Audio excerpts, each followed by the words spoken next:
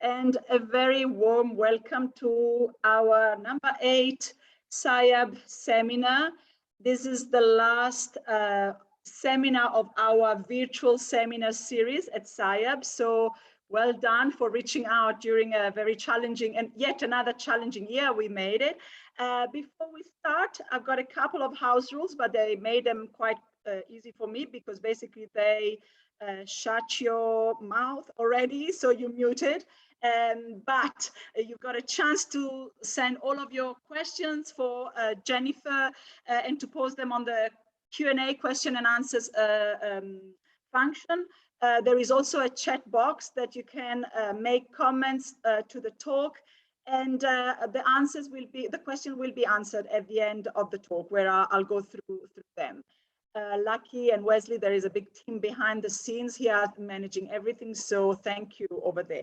So now to move on to a little short introduction to our speakers this morning, Dr. Jennifer Jackson. Jennifer is a coastal physical oceanographer who studies the ocean climate and how the physical environment affects marine animals and plants. Over her career, Jennifer has therefore studied the Arctic, the Indian, as well as the Pacific Oceans. The way I met and started collaborating with Jennifer was through her time that she spent in South Africa for one of her dual, I call it, postdoctoral fellowship in between UCT and Rhodes University, where she worked with Professor Luja Harms and Professor McQuaid back in 2011 already. Would you believe that? Jennifer currently works as a research scientist at the Hakai Institute in Canada, which is a non-profit organization actively studying the coastal margins of British Columbia. Jennifer also sits on national as well international committees, and on the little free time that she's got left, she likes to hang out with her children, animals, and also works on the British Columbia Environmental Film Festival, which she has recently co-founded. This day received more information that Jennifer is after this talk or during the course of the day, she's going to go on what she calls a floodcation, because Victoria and the Vancouver Island was heavily battered by bad floods. So thank you even more, Jennifer, to be with us tonight or today. And without any further ado, I pass it on to you so the rest of you can sit and enjoy this talk. And off to you, Jennifer. Thank you. Thank you so much. It's really a pleasure to be here today. I'll just go ahead and share my screen here. Okay. And yes, I have very, very fond memories of my time in South Africa. So it's really wonderful to be here today. So today I'm going to present some work that I've been doing recently through my position at the Hakai Institute, though I am still very lucky to have affiliation with the South African Institute for Aquatic Biodiversity as well. And I want to thank you for continuing to give me that affiliation. And also this work is in collaboration with Fisheries and Oceans Canada, among others as well. And I've put my email at the bottom of the screen here. So if you have any further questions, please feel free to contact me at any time. Though, as Francesca mentioned, my house was flooded. So I am going on a floodcation for the next week and will not be responding to many emails. So just a brief outline. I'm actually going to start with a bit of an introduction to a couple of Ocean Decade programs that are spinning up, and I think they have a lot of possibility for further collaboration with South Africa and other African countries as well. So I just want to give a brief overview of those programs. I'm going to introduce the Hakai Institute. I'm going to introduce British Columbia and particularly the fjords on British Columbia coast, which is what I'm focusing on. Then I'm going to show how marine heat waves, we had a huge marine heat wave from 2014 to 2016 that really changed what we know about coastal oceanography in British Columbia. And I'm going to show how those marine heat waves impacted deep water in particular.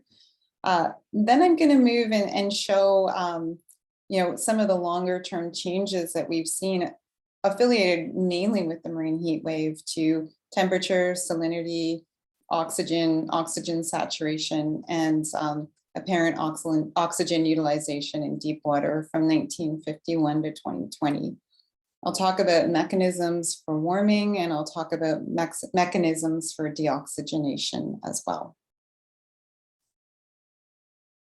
So, the two main programs that I just wanted to highlight here, and this ocean decade, this UN ocean decade is interesting because you've had a number of programs endorsed, and now those programs, what they really need is projects to sort of do the work of the programs, so to speak. And I think that these two programs are ones that are, could make for sort of an umbrella of really nice collaboration between, say, Canada and Africa, and I'm hoping that we can move in that direction.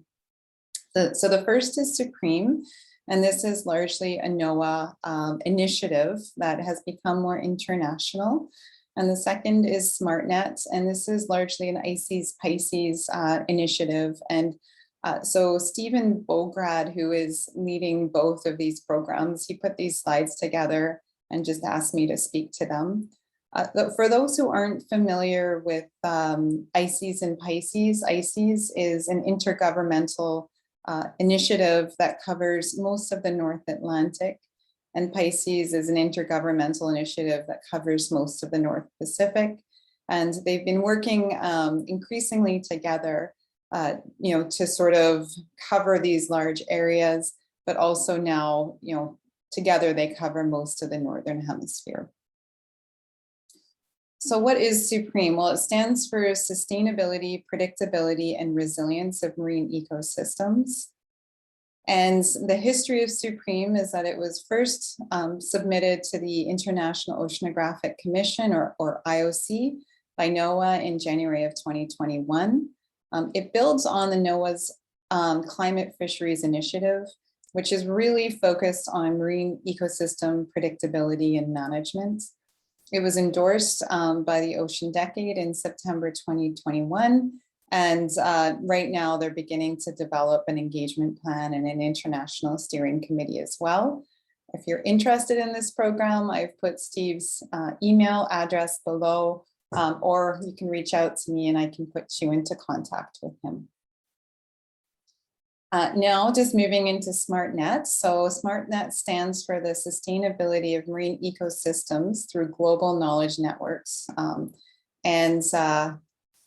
The history of Smartnet is that it was submitted to the IOC by ICES and Pisces in January 2021.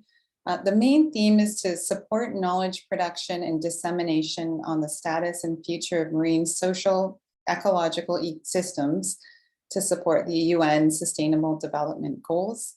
It was endorsed by the Ocean Decade in June of 2021, and a steering committee was formed. I am on that steering committee, so if you have any further questions about Smartnet, then please reach out to me and I can at least put you in touch with the right people. Little bit more about Smartnet is that it sort of builds on some of the past initiatives that ICES and Pisces have worked on together. And these joint activities are climate variability and change, fisheries and ecosystem-based management, social, ecological, environmental systems dynamics, coastal communities and human dimensions, international capacity building and enhancement, and particularly early career scientist developments. And together those fall under some of the four really of the UN decade societal outcomes. So predicted ocean, healthy and resilient ocean, sustainably harvest and productive ocean, and transparent and accessible ocean. And I like this slide because it really shows a lot of the things that are dear to my heart and that I'm excited to focus on for the Ocean Decade. And that includes, greener ocean science, the empowerment of women, indigenous knowledge, which is really important in my mind, the promotion of ECOPS, which is early career ocean professionals, science communication, and the involvement of SIDS, or small island systems. I don't remember exactly what it stands for, but it's largely small island, I think, developing countries or something along those lines. And again, any questions, please get in touch with me. Now I'm going to, jump into my neck of the woods. And for those of you who are not familiar with this part of the world, I just wanted to point out where British Columbia is. So it's this area here that's highlighted in red. It's on the west coast of Canada. It's between Alaska to the north and Washington State to the south. It's one of Canada is surrounded by 3 oceans, very similar to South Africa. The Arctic Ocean to the north, the Pacific Ocean to the west, and the Atlantic Ocean to the east. And, the Hakai Institute where I work is also really unique. So I just wanted to give a brief overview to that. The Hakai Institute it's really one of the only sort of independent, privately funded science organizations in Canada. We're funded by a couple who are philanthropists that have a background in building software. They sold their company and then they founded the Tula Foundation, which supports the Hakai Institute. So it's quite unique. Our mission is coastal science, which is observation and experimentation. Our roots are really in local long-term place-based research, and we work with partners and networks, which are now active at all spatial scales. So from local to regional to national and global, which is why I'm here today. What kind of science we do? Well, we have a lot of different programs, but these are sort of the key focuses. In general, we really focus on the area from mountain tops to the coastal oceans. And that includes in British Columbia ice and snow, because we still do have some glaciers. And then the watersheds that move that ice and snow and water into the coastal ocean. We have our Oceanography Program, which I'll talk about today. We also focus on ocean acidification, ocean food webs, deep time. There's been some really interesting archaeological studies in our study areas. In fact, we found evidence of people living continuously for 14,000 years around our study areas until about 100 years ago, when there was colonization on that part of the world. In addition, nearshore habitats, juvenile salmon, commercial shellfish, and biodiversity, and those are sort of our main focuses.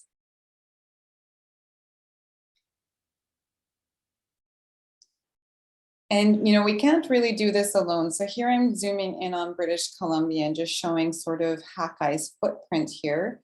So it is a large, we're a large stretch of sparsely populated coastline. So Vancouver's down here to the south. Where I live is in Victoria, which is this island, Vancouver Island, that's west of Vancouver. And Prince Rupert is sort of the other major coastal port. But there's a long stretch of coastline here that is largely uninhabited or sparsely populated. Our first field station, which is our Calvert Island field station, is in the Central Coast, which is in the Great Bear Rainforest, and quite pristine, one of the largest tracts of untouched rainforest temperate rainforest in the world. And our other field station is on Quadra Island, which is the in the northern Salish Sea. So this body of water here is called the Salish Sea. But in addition, we don't work alone, and we work very closely with the coastal First Nation or Indigenous groups that live in this area. And those include, let me see here, the Haida Nation. Actually, the Haida is on Haida Gwaii over here. The North and Central Coast First Nations, including the Heiltsuk, the Wikinuve, and the Nuxalk Nations. And then the Nanawakolis Nation, which covers most of the nations on the east coast of Vancouver Island. And we work very closely and couldn't do what we do without their support and their allowance to work within their traditional territory. This is what our Calvert Island field station looks like. It's spectacular. It's about an 1.5-hour float plane ride from the closest town, so it is very remote. We have boats and lab space, accommodation. Well, in pre-COVID times, to up to 100 people. It's self-sufficient, big gardens, solar stations. So yeah, we're very lucky to have this field station to work from. Our oceanography program is that we collect data from small boats, and this is unique in Canada as well. Historically, most of the oceanography happened from large, Coast Guard style vessels, but they really focused on, open ocean or larger bodies of water. And with these boats, we can really, get into kind of the many nooks and crannies along the British Columbia coastline. Since 2012, we've collected about 15,000 CTD profiles, or temperature, salinity, and pressure profiles. We have 5 CTDs in total, 4 from RBR and 1 from Seabird. In addition to temperature, salinity, pressure, our sensors are fluorescence, dissolved oxygen, PAR, or photosynthetically available radiation, turbidity and transmission, or beam attenuation.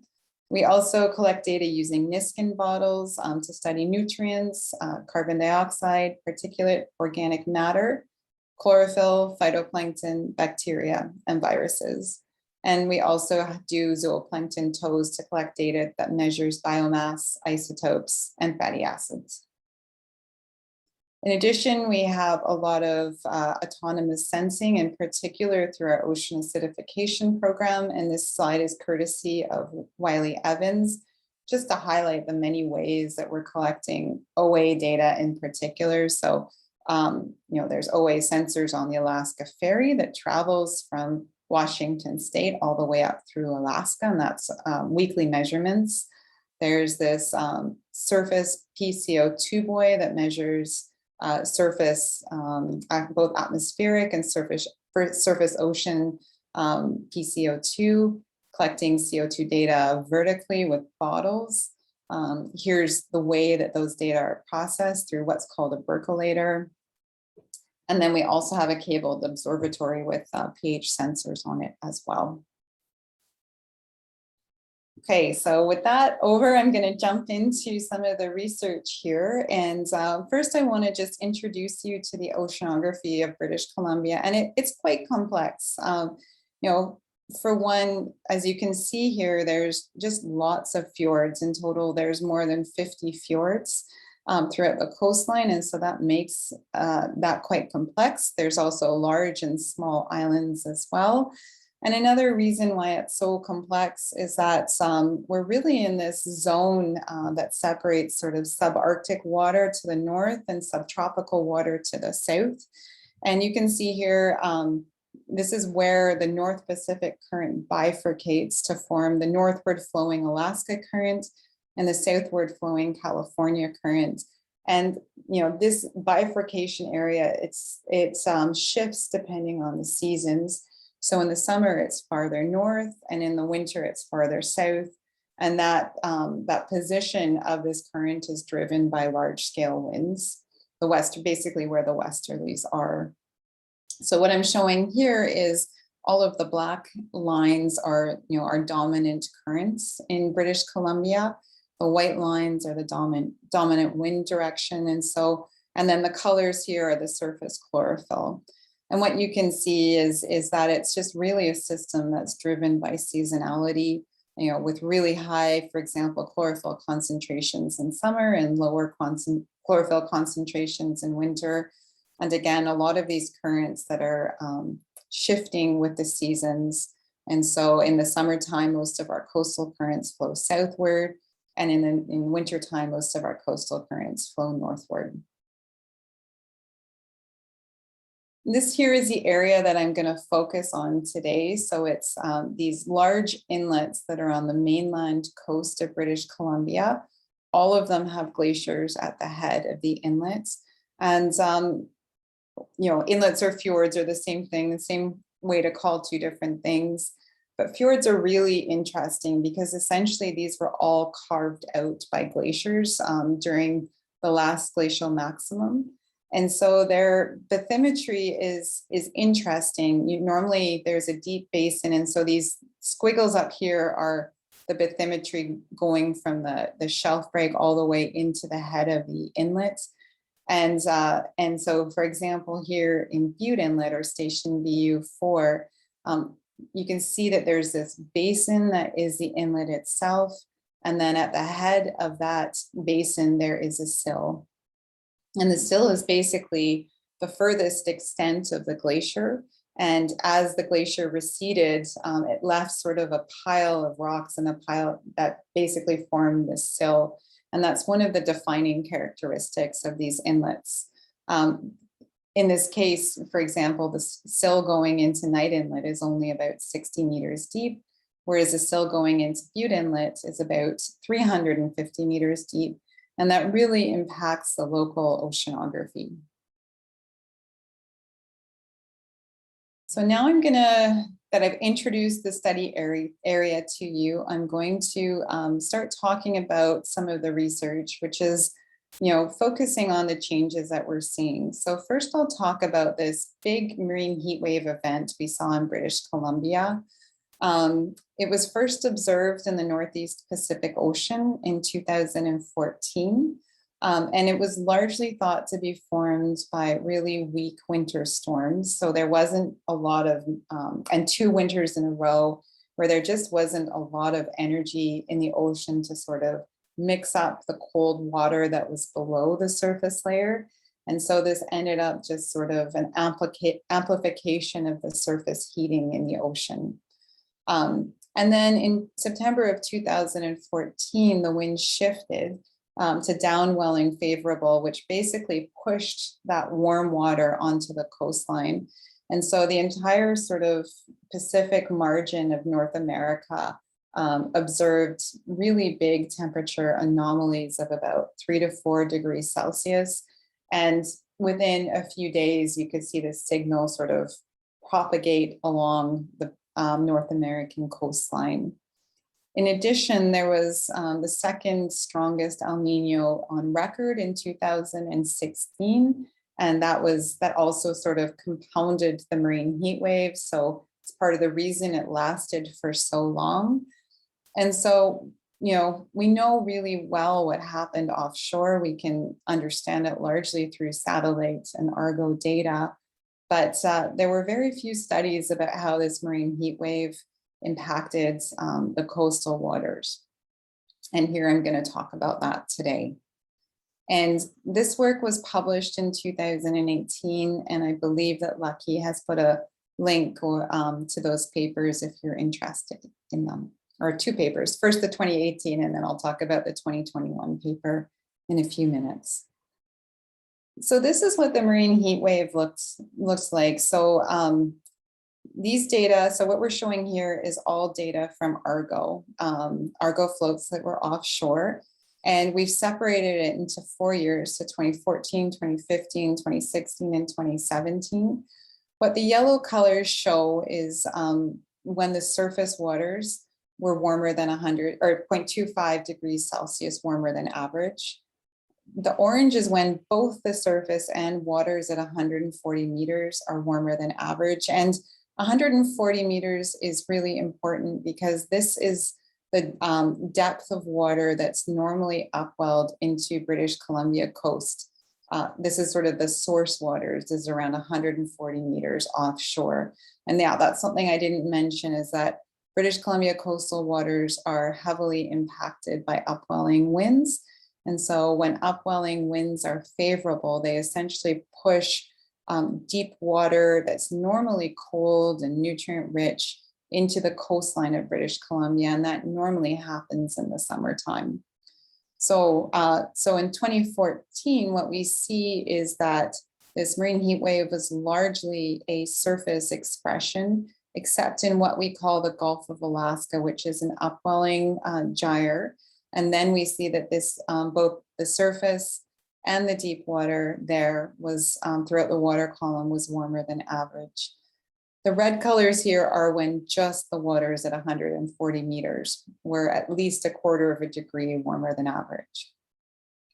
By 2015, as I mentioned, a lot of that water got pushed toward the coastline. So you see that, much of the Northeast Pacific Ocean here, both the surface and at 140 meters, was covered by this really anomalously warm water. By 2016, it's still a big signal, but in some areas, the surface is starting to cool down. And by 2017, a lot of people said that this marine heat wave was over because that's what the satellite data were telling us. But as you can see, there was still, a big signal in deep water that persisted through at least 2017. So what we did in this paper is we decided to take 4 different data sets to try and understand the impact of these marine heat waves. The first is Argo Data. And so all of these little points that you see here are individual Argo profiles. And all of those data were interpolated to this point here. And so what we're doing here is we're using these data to represent what's happening at the shelf break. And in this case, we use data from 2004 to 2018. The second data type is line P, which is all of these little squares here.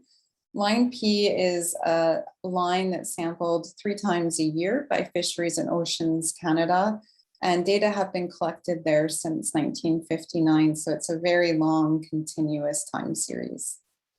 In addition, we use data that go across the shelf here. This is Queen Charlotte Sound, this area. And these are data, again, that are sampled from Fisheries and Oceans Canada, in this case from 1998 to 2017. And then the 4th data point is within rivers inlets.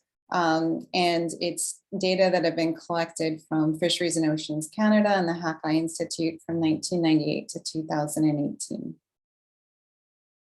Just a little bit more information about rivers inlets. Again, it's a fjord on the central coast. It's about 45 kilometers long and about 3 kilometers wide. The basin, or the maximum depth, is about 140 meters. And the sill depth, so that's what this feature right here is, about 140 meters. And so that is about the depth of the water offshore that enters rivers inlet during upwelling. And there's no coincidence to that, but yeah, so 140 meters is an important depth for rivers inlets. What's also important for rivers inlet here is you can see that the mouth of the inlet is exposed to Queen Charlotte Sound and the opened ocean as well. There's nothing to block that. And I just wanted to mention that rivers inlet is by no means unique in British Columbia. And there's approximately 53 inlets that are at least 18 kilometers long in British Columbia. Another important thing about Rivers Inlet is that it used to have the 2nd biggest sockeye salmon run in British Columbia. So it was very culturally and economically important. And what I'm showing here is a number of individuals in the salmon run. So it was in the millions. And you can see it was quite stable until about 1968. And then we saw some big variability. And then it sort of stabilized again. And then the sockeye just crashed in about 1993. And although this only goes to about 2012, I believe, the salmon have just never recovered. And it's still a closed salmon run. And, it's still Indigenous people in the area are still fishing it, and they're very dependent on it. But the numbers are so low that they're struggling with their food sources. So yeah, it's been a mystery as to why the sockeye crashed in Rivers Inlet. And, we do have this really beautiful time series, and I'll talk about these time series a little bit more at the next part of this talk, but just wanted to mention that many of these inlets have been sampled since 1951. There is a professor from the University of British Columbia who started these inlet cruises in 1951 and collected data continuously through the 1980s. And so Rivers Inlet wasn't well sampled, but there are data points that go back to 1951. And that's really important sort of as we start thinking about the impacts of climate change to have those older data to compare to. So all of these data points through 1987 were collected by the University of British Columbia. From 1990 to 2018, data were collected by Fisheries and Oceans Canada. And the Hakai Institute started two big programs, the first in collaboration with UBC in 2008 to 2010. And starting in 2013, we've been collecting data continuously, and that's monthly data year round. So it's a really nice time series in there. So then we brought all of these different data types together to really try and address what's happening, to see if we could trace this marine heat wave from offshore to coastal waters. And so what I'm showing here on the left is data from Argo floats from 2004 to 2018. The colors are the temperature anomaly. So blue is colder than normal, red is warmer than normal. And the lines here are the depths of different density lines that we think are important. And I'm going to focus on this density of 1026.1 because again, those are the water that are upwelled into Rivers Inlet. And so what you can see here, and I guess on the right-hand side, this is the actual temperature along that density layer of 1026.1. And so what you can see is that in 2014, we really started seeing this marine heat wave, but it was largely a surface anomaly. But then it deepened in the fall of 2014. You can see the 2016 El Nino here as well. And you can just see that there is a subsurface anomaly that persisted here through at least March of 2018. Sorry, there's float planes taking off here, so I apologize about the background noise. Now looking at this heat wave that goes across Queen Charlotte Sound. So this is sort of the shelf that leads up to Rivers Inlet. The data are only about twice a year here, so it's not as resolved of a data set. But again, you can see that there is, this big signal that was the whole water column, that was at the same time as the marine heat wave. And again, this subsurface feature. So this just shows us that this marine heat wave did cross the shelf.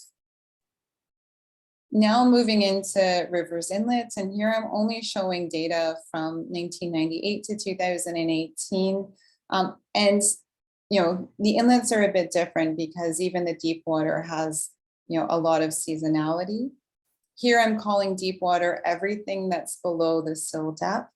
And so instead of just looking at water along one density line, I'm looking at the average temperature for all of the deep water. So everything that's below 140 meters. And this is the average that I'm showing over here. And so what you can see is that, it was a bit delayed here, that the surface anomaly first was observed in the spring of 2015. And the subsurface anomaly really showed up in the fall of 2015. Again, you can see this El Nino here, but what you can also see is that the deep water didn't really cool. It really lingered, and we saw this continued warm water in Rivers Inlet through at least August of 2018.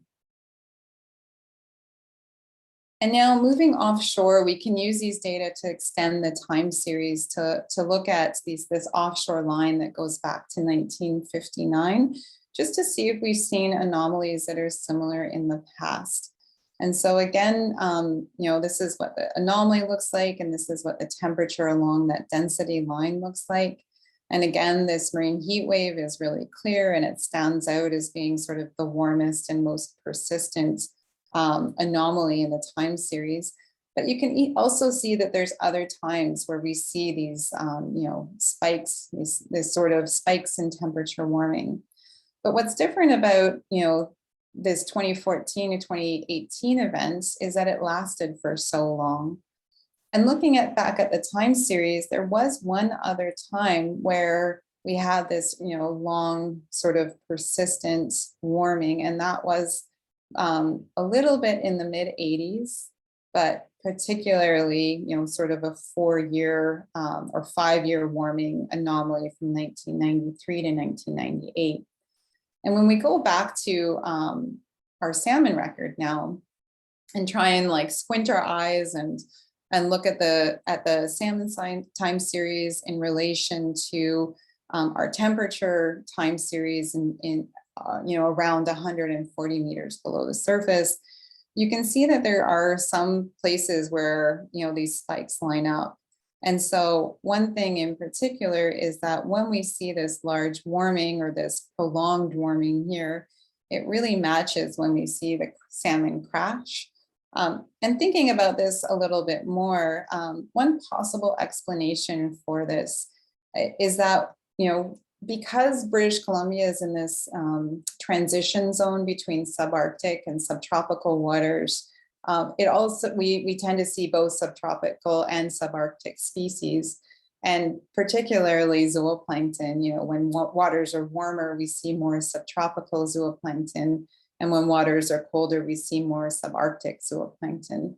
And that's really important because the subarctic zooplankton, they're much more nutritious. They have really high lipid content. And so when salmon eat them, they're getting more nutrition, and they don't have to eat as many in order to be healthy. Whereas if we see more subtropical species, they're almost like junk food. Like they don't have a lot of lipids, and salmon just don't get the same nutrition that they would get if they ate the subarctic zooplankton species. And so what we're suggesting, I should mention, during the marine heat wave, we saw a huge shift in British Columbia to subtropical zooplankton. And so what we think is happening is that, subtle shifts and prolonged shifts in warming impacts the zooplankton we see, which then impacts the salmon. And so we do think that these anomalous warm waters impact the salmon that we see, and could partially explain the decline. And one sort of lingering question is, how do we know that what happens in rivers inlets is actually linked to the shelf break, and that we can actually trace that water across instead of just sort of wave our hands and say that these are similar? So one thing that we did is we compared the Argo data. So this, what I'm showing on the top panel here, is the temperature anomaly for the Argo or offshore data that have been interpolated to that one point to sort of signify the shelf break. And then the temperature anomaly within the deep water in rivers inlets. And you can see here that, they're very well correlated. There's a bit of a time lag, but in general, what happens at the shelf break at 140 meters happens in rivers inlet and deep water. And so just looking at this comparison here, on the y-axis is the rivers inlet temperature anomaly. On the x-axis is the Argo or shelf break temperature anomaly. And they're really strongly correlated, even with no time lag, but most well correlated with 1 month of time lag. So this also indicates that Argo data could possibly use to predict the deep waters in rivers inlet. So just to summarize this first part here, I just want to say that the marine heat wave lingered in rivers inlet. We used 4 data sets to trace the subsurface marine heat wave from the open ocean into rivers inlet. The heat wave persisted at 140 meters until at least March of 2018. As of August 18, and I'll show you in a minute, actually, it persisted through August, or through, about August 2020. Deep water was still 0.6 degrees warmer than the monthly average. And this subsurface warm anomaly could influence rivers inlet ecosystem, including sockeye salmon. And again, the strong correlation between the shelf break or the open ocean suggests that bottom water in rivers inlet can be predicted. And just one more sort of cartoon that sort of describes these processes. So what we think are happening, what we've got here is this line from the open ocean through into rivers inlets. And that's what the top topography are showing here. So here we have Rivers Inlet. And what we think happens normally and under normal years is offshore water, which is essentially the source of the deep water in Rivers Inlet, it's normally quite cool. So when the winds shift to upwelling favorable in summer, the water that's brought into Rivers Inlet is cold, nutrient rich, has relatively high oxygen. What happened during the marine heat wave is that the entire water column, so from about the surface to about 300 meters, was up, 1 to 3 degrees warmer than average. And so we still had upwelling, but then the water that was brought into Rivers Inlet was warmer than normal. And so the entire water column was warmer than normal. When the marine heat wave started to decline at the surface waters cooled, but the offshore water still stayed anomalously warm. And so, the deep waters of Rivers Inlet couldn't actually cool down until the source waters cooled down. And we know that they didn't start cooling down until about 2018, 2019. And that's the reason we think that these marine heat wave signals linger within Rivers Inlet.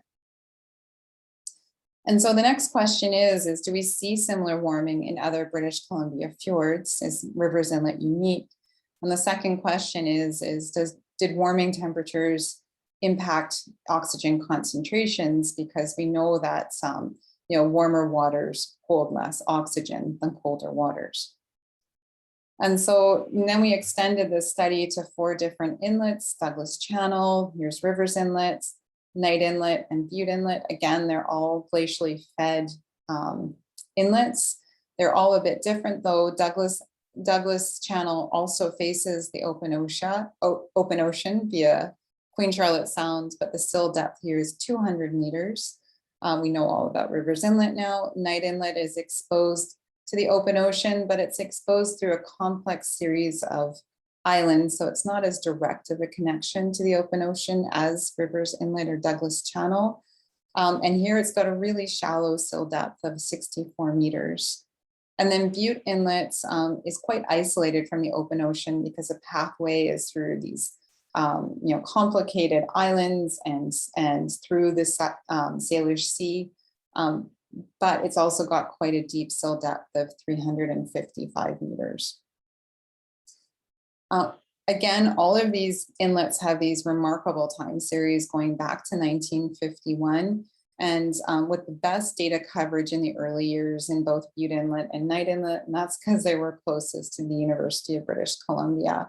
But in addition to older data, all 4 of the inlets have also been sampled within the last decade, so it provides quite a nice means of comparison as well. And the old data, so it's time series of temperature, salinity, and oxygen that go back to 1951. So I'm going to just jump right in here to showing these results. So what I'm showing here, the top panel is temperature of the deep water. And so for all 4 of these inlets, deep water has been defined as everything that is deeper than the sill depth. And so here I'm showing temperature. On the bottom, I'm showing salinity. And I'll just kind of walk you through this. So the blue here is Douglas Channel, which is the furthest north. Douglas Channel data sampling stopped in 2016, so it didn't quite get the impact of the marine heat wave.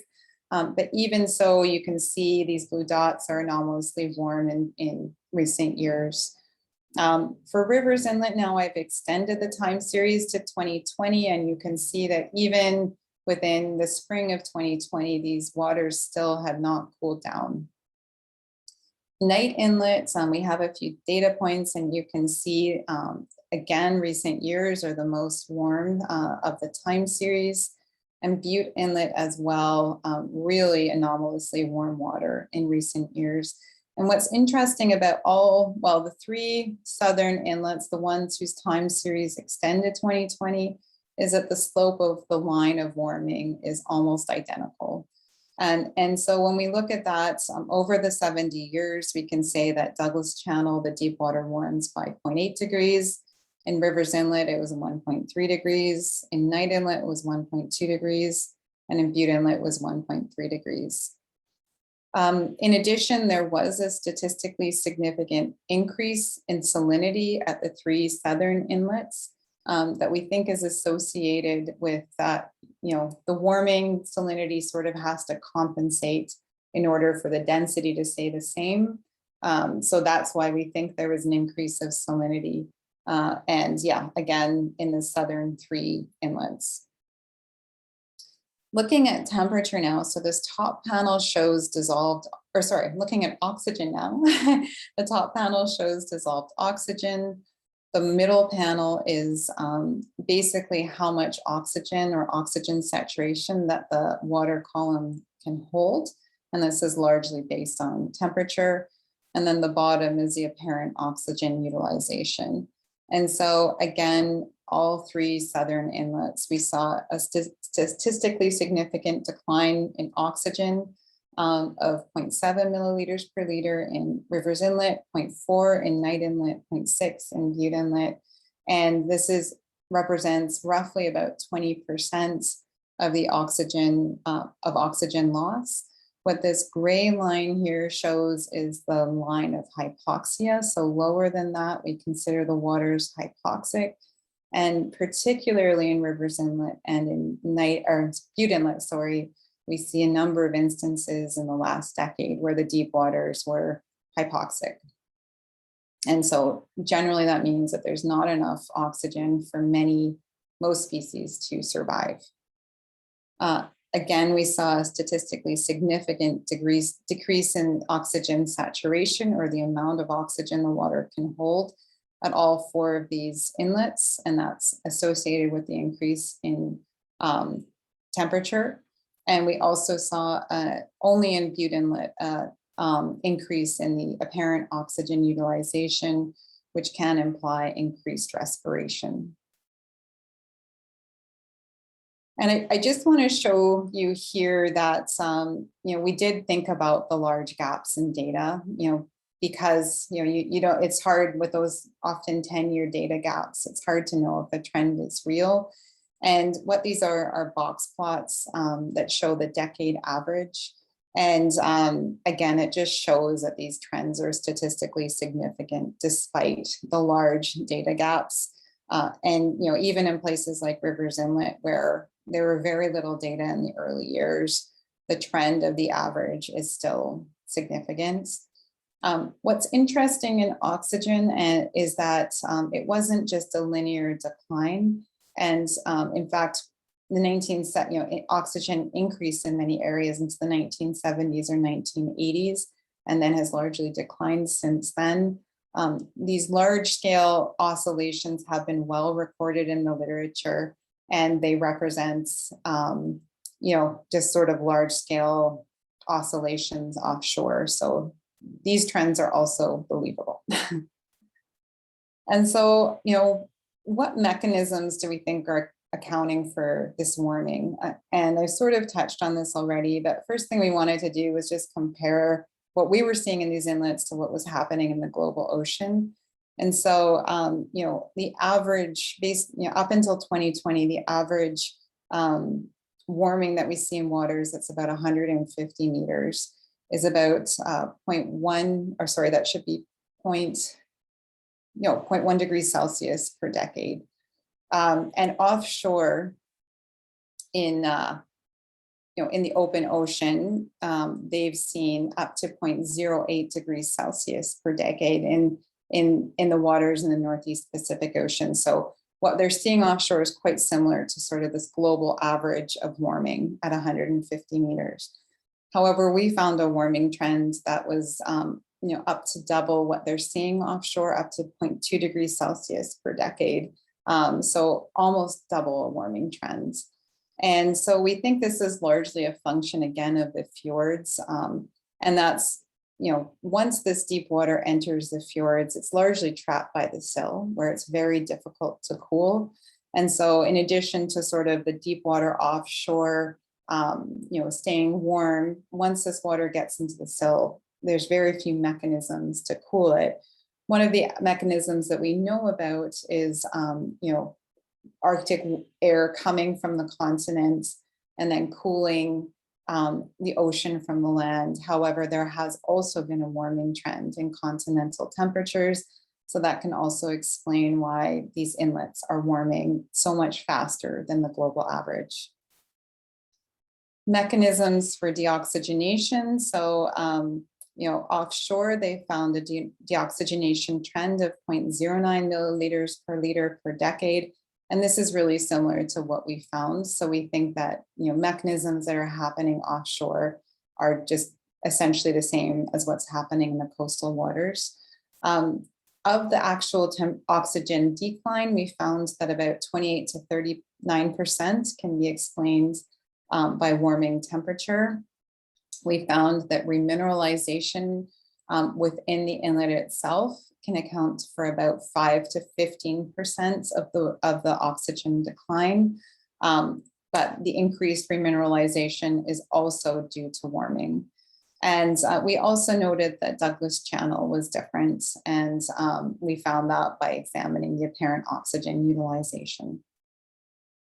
And so to summarize this, the 2014 to 2016 offshore marine heat wave, it really lingered in the deep water British Columbia fjords until 2020. And I can report that things changed in the fall of 2020 and things finally cooled down. But that means that this marine heat wave lasted more than 6 years in the deep water of our inlets. Over 70 years, the deep water has warmed by about 1.2 degrees, and we've lost about 20% of our oxygen in the deep water.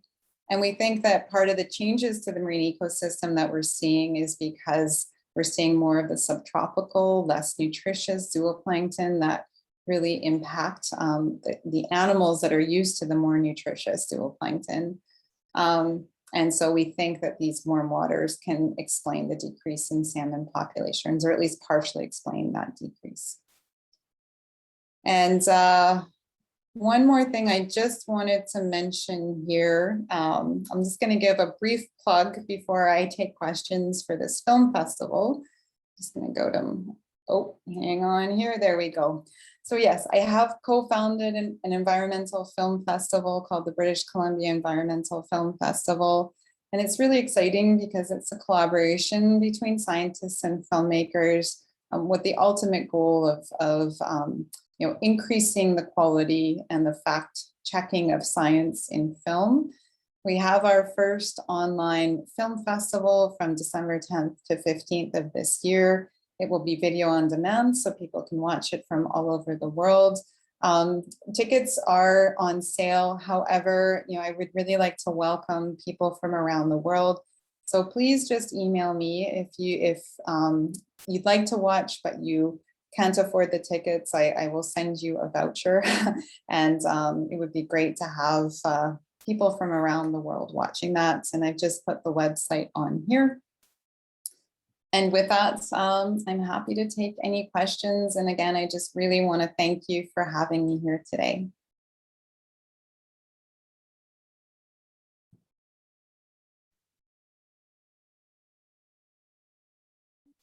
Thank you so much, Jennifer, and thank you for this final bit of generosity.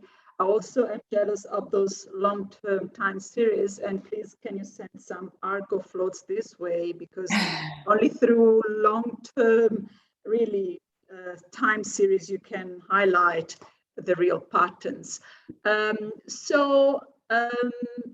Can we just go to the questions and answers? There's one so far. So if you're ready, Jennifer, I can ask you that. Can I pose you that question? Yes. So there is a question from Penny who says, fascinating info. Does the water warming in the lower levels of the river inlets waters influence the ground level temperatures at all? So is there any possible knock-on effect? Yeah, that's a really interesting question, and one that's quite complex. So one thing I didn't mention about British Columbia is that because the coastal waters are so fresh, what that means is that salinity has a really big impact on the density. Whereas like in South Africa, for example, most of the density of the water is influenced by temperature. And for British Columbia, what that means essentially is that temperature almost becomes like a tracer in our coastal waters that's essentially stored by this cap of fresh water. And so you can get quite a bit of warming below that surface. And that heat is essentially trapped until you get something like a big storm that causes lots of mixing, pushes the fresh water away. And then you can get these big pulses of heat from the ocean into the atmosphere. It's something that I'm really interested in. I don't think anyone's ever really looked at it before, but I think that those pulses of heat can really impact our local climates, local weather systems, but very much an interesting area for future research. I should mention, I did look at the heat fluxes coming from NCEP, NCAR, and there was a large difference in the seasonality of heat from the ocean to the atmosphere, depending if you're on the coastal waters where things are stratified by salinity, or if you're in the waters more offshore, where the waters are stratified by temperature. So there does seem to be a neat story there. It just hasn't been fully worked up yet. If that answers your question. And there's another one here on the, been posted from Vanessa. She would like to know, are there examples of other species that they have declined other than the sockeye salmon? So other fish species have followed the same trends? Yeah, that's a really good question. I mean, so our salmon are our most studied species in British Columbia. And again, we have these long time series that we don't have for a lot of other species. But, we have seen large herring declines, and herrings are a really important fishery, both for commercial and indigenous populations as well. And they've declined everywhere along the coast except for the Salish Sea. And so a lot of those fisheries are closed now as well. And our killer whales, or orcas, our southern resident killer whales, are now considered critically endangered, and that's largely because they eat salmon, almost exclusively salmon. So their population varies as the salmon populations vary. Those are only the impacts that we know, because those are the things that are the best studied. I think a lot of these other impacts are going to come. Oh, actually, one more I should say is that we had a huge sea star wasting disease outbreak, starting that was associated with the warming of the marine heat wave. And now we have some species of sea stars that are, again, critically endangered. Thank you. I cannot see any other questions, so please make use of the question and answer. And while you do so, and just try to think about a question for Jennifer, I've got one. Because I've been fascinated by the upwelling system, and how would you explain, or how would you project some similar lengthening of this heat waves effect in a system where there is upwelling, but it's not as sheltered as fjords? The South African coastline has got either permanent cells, or like the West Coast, permanently influenced by upwelling. I'm more working onto the east side, where there has been heat waves records at the beginning of this year. Would you project that the water or subsurface water would stay and could have those type of effect in this type of dynamic coastline like South Africa? Yeah, that's a really interesting question. I mean, as far as I know, for South Africa, the upwelled water, in some regions, I guess it lingers, like especially on the Agulhas Bank, you can see sort of lingering impacts of the upwelled waters.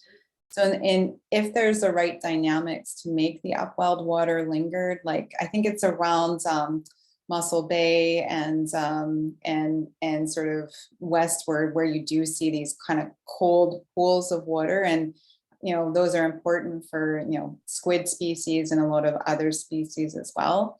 If the water that was offshore was anomalously warm, then that could really impact the cold pool on the Agulhas Bank, which I think would then impact a lot of other species as well.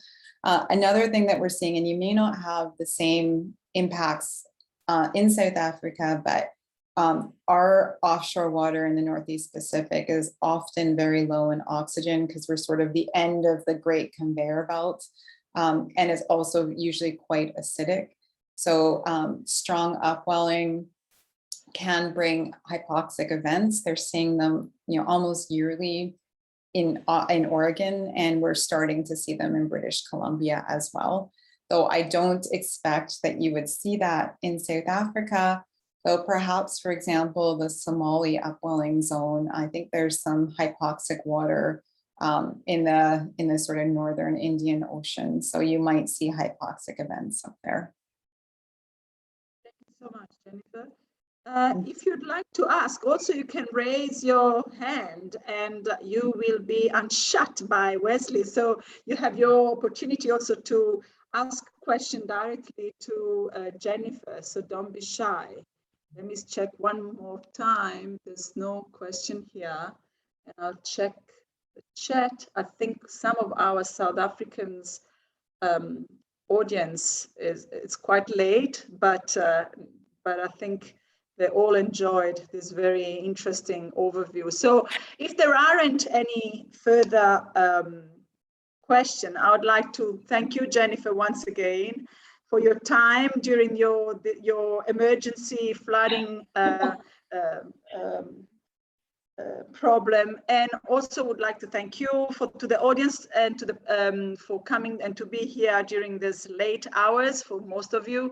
And if you do have some question, Jennifer has left all of her contacts, so you can just always reach out to her. And I would like to wish you a very nice evening. And as we move towards the end of this another crazy year, I wish you a very calm and approaching the end of the year. And thank you, everybody. Bye-bye. Thank you so much for having me. Great to see you guys again.